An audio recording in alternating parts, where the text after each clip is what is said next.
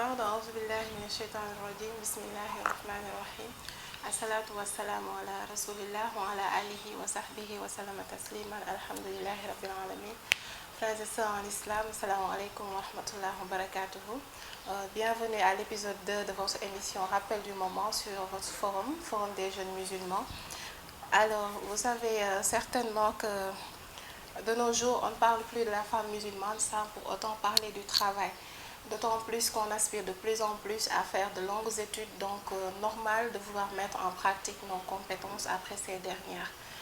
Et vous comprendrez donc sûrement que notre thème d'aujourd'hui va porter sur le travail chez la femme en islam. Et vu la situation mondiale dans laquelle nous vivons aujourd'hui, c'est-à-dire face à la crise financière, malheureusement le salaire du mari ne suffit plus dans certaines familles pour subvenir aux nombreux besoins. Et à cet effet, alhamdulillah, en islam, rien n'a été négligé, surtout nous concernant, nous femmes musulmanes, d'autant plus que nous y occupons une place noble. Et l'islam, n'oublions pas, c'est une religion qui épanouit la femme et qui lui donne ses vraies valeurs. Ainsi, il va sans dire que tous les métiers ne sont pas halal ou bien conformes aux exigences islamiques, surtout pour les hommes, donc à plus forte raison chez nous, femmes musulmanes. Ceci dit, un travail bien et décent et qui est en parfaite harmonie avec la nature féminine ne peut être repoussé par notre religion. Islam. Aussi, c'est-à-dire qu'il y a de ces métiers tels qu'être gynécologue, médecin ou bien institutrice, commerçante. La femme peut bien l'exercer, surtout qu'en ce faisant, elle participe en même temps au développement des fils de sa nation, mais également à son propre développement, c'est-à-dire son développement personnel, en exerçant ces genres de métiers-là. Et pour y voir plus clair, Inch'Allah, nous allons essayer de voir ensemble quels sont les avantages du travail chez la femme en islam. Premièrement, le travail est un moyen pour la femme d'exercer ses compétences et de prouver qu'en tant que femme, elle a son mot à dire dans la société et aussi qu'elle a son rôle à jouer dans la société. Hormis cela, c'est également un moyen pour elle d'avoir et de gagner son propre argent, que ce soit pour ses dépenses personnelles ainsi que familiales. Donc, elle peut en disposer comme elle l'entend et bien entendu dans le cadre du licite, c'est-à-dire licitement.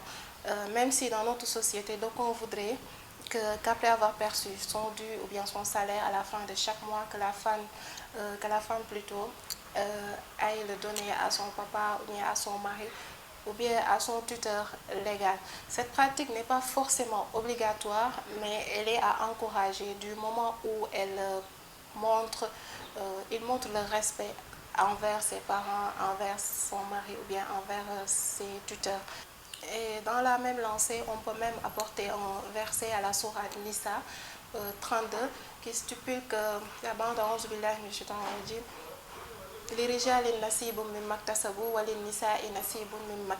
c'est-à-dire aux hommes une part de ce qu'ils ont acquis, mais également aux femmes une part de ce qu'elles ont acquise.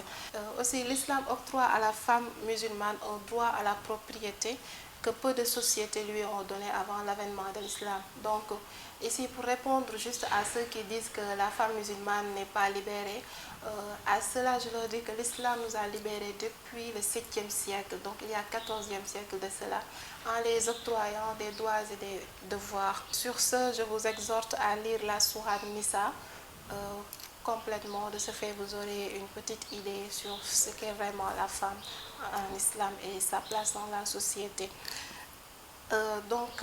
Bref, elle peut jouir de ses biens comme elle l'entend et nul ne peut en disposer à sa place. Là, c'est le message qu'on voudrait passer. Après avoir parlé des avantages, maintenant, place aux conditions qui valident ce travail chez la femme musulmane. Ainsi, quelles que soient ses motivations, la femme musulmane doit respecter un certain code ou bien une certaine condition. Premièrement, il y a la légitimité de l'emploi occupé, c'est-à-dire que l'emploi soit validé islamiquement parlant.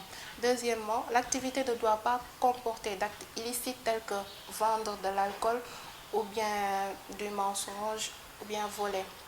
Dans ce cas, l'activité sera vraiment bannie. Troisièmement, toujours parmi les conditions qui valident ce travail, il s'agit de l'exigence vestimentaire. C'est-à-dire la tenue islamique doit être respectée par le port de vêtements ne laissant pas paraître ses atours et d'un voile couvrant ses cheveux. Car n'oublions pas que le voile est une recommandation divine à travers le Coran. comme vous le savez. Et ce point mérite vraiment qu'on s'y attarde un peu. Pourquoi? Parce que de nos jours, comme vous pourrez le constater avec moi, certaines entreprises, certaines boîtes obligent nos femmes à ne pas mettre le voile afin de pouvoir travailler dans leurs entreprises. Ici, j'aimerais juste vous signaler, mes sœurs, de ne pas tomber dans le piège. Oui, c'est cela. Un piège, pourquoi? Parce que souvent, c'est sur ce qu'on aime le plus qu'Allah nous éprouve. C'est lui-même qui nous l'a dit à travers les versets suivants à la sourate Ankabut.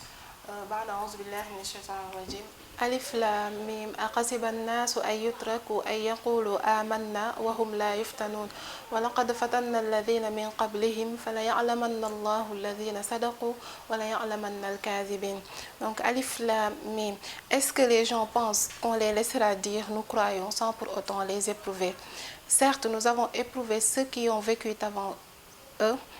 Ainsi, Allah connaît ceux qui disent la vérité et ceux qui mentent. Sur ce, je vous exhorte, mes chères sœurs, à ne pas tomber dans le piège, comme je l'ai dit tantôt. Ce n'est pas une raison pour se dévêtir et de renier ce que Dieu vous a recommandé de faire afin de satisfaire un individu ou bien une entreprise. Sur ce, encore patience, car la fin heureuse est aux patients, Inch'Allah. Quatrièmement, son comportement doit suivre les règles de bienséance définies par l'islam.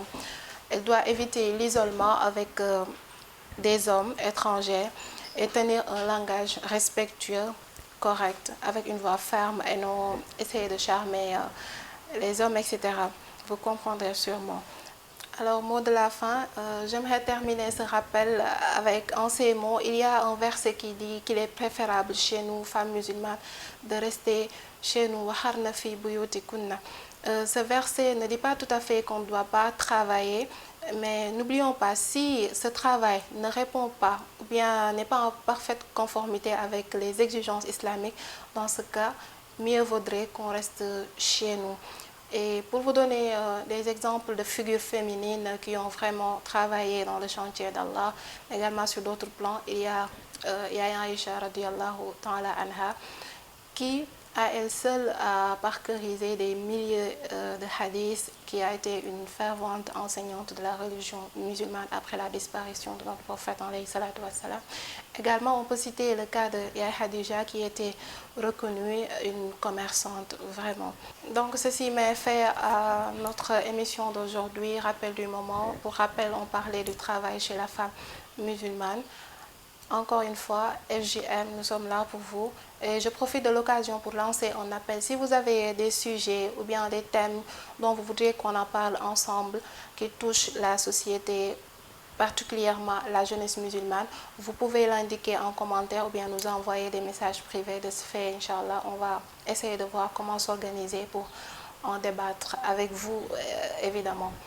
Donc FJM, ensemble pour une jeunesse musulmane plus consciente. Assalamu alaikum wa rahmatullahi wa barakatuh.